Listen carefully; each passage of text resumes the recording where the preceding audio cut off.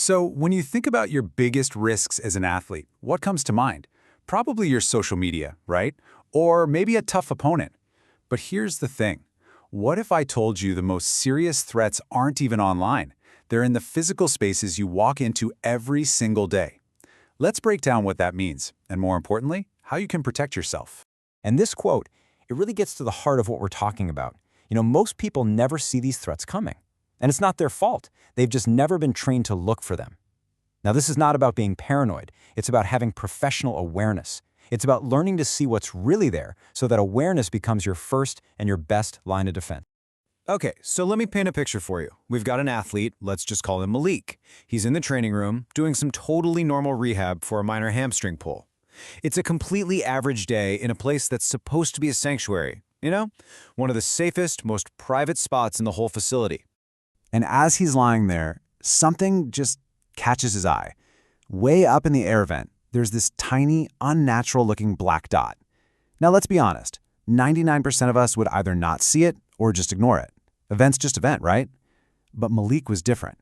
He'd been trained to scan his environment, to notice the little things that are out of place. So he says something, and sure enough, they check it out and find a micro camera. And the craziest part? The investigation found it was planted by a private therapist, someone with a vendor badge who had legitimate access. This wasn't some stranger breaking in.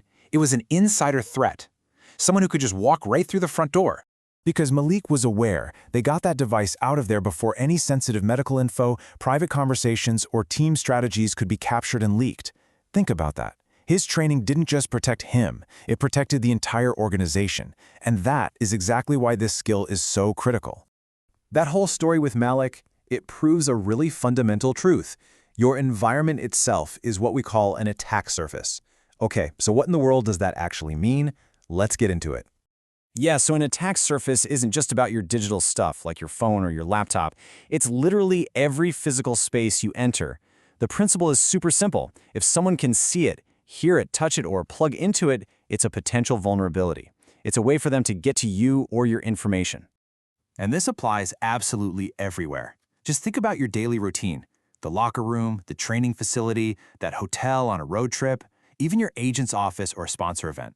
Every single one of those places is a potential environment for a threat. So what are we actually looking for? Well, environmental threats usually fall into one of three buckets. And trust me, once you learn to spot them, you kind of can't unsee them. First up, you've got your simple physical threats. These are usually all about opportunity. An unlocked phone just sitting on a table, a bag left unattended, or maybe someone tailgating right behind you through a secure door. It could even be a staff member who seems friendly but is just hanging out in an area where they don't really belong. Next, we have the hybrid threats. This is where the physical and the digital worlds kind of crash into each other. Think about smart locks on doors, the shared tablets in a film room, or even the connected gym equipment you use every day. All that stuff is constantly collecting data, and if someone can get physical access to it, that can easily lead to a digital breach. And finally, you have the really sneaky ones, the invisible threats. These are devices designed from the ground up to be hidden and operate silently. We're talking about things like rogue AirTags slipped into a bag, that tiny camera like the one Malik found, hidden microphones, or Wi-Fi skimmers that can steal data right out of the air. They just work passively, without you ever knowing they're there. Okay, I know that sounds like a lot. So how do you defend against all this without driving yourself crazy? You build a routine, a simple mental checklist that becomes second nature, just like a pre-play read on the field. We call it the 15-second sweep. The beauty of this is how simple it is. When you enter a new room, just quickly run through this list in your head. Doors, who's coming in with you? Mirrors and vents, look for anything odd, a strange reflection, a little black dot. Outlets, are there any strange chargers or devices plugged in? Tables, see any unknown USB sticks or gadgets. Screens, are the TVs and whiteboards logged out? And finally, people, who is in this room and do they belong here? And I really want to be crystal clear about this. The goal here is not to make you paranoid. It's to equip you with a new level of professional awareness. In today's world, protecting your information and your privacy is just part of being a high-performing professional, period. This awareness, think of it like a mental muscle. And just like any other muscle, you have to train it to make it stronger. This whole practice actually has a name. It's called operational security, or OPSEC for short. So what is OPSEC? Well, it's really just the practice of controlling your information environment. It's about consciously understanding what sensitive information is around you, where it is, who can get to it, and, this is the most important part, who shouldn't be able to. I absolutely love this quote because it connects this idea perfectly to your world. You spend thousands of hours learning to read an opponent's defense in a split second. OPSEC is the exact same skill. You're just applying it to your physical environment instead of the playing field. And here's how you can start training that muscle this week. 3 simple drills.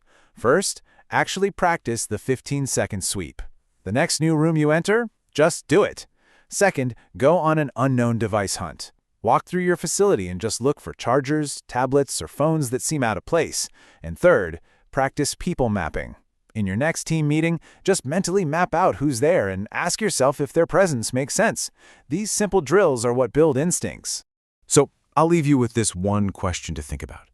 That last room you were in, right before you started this explainer.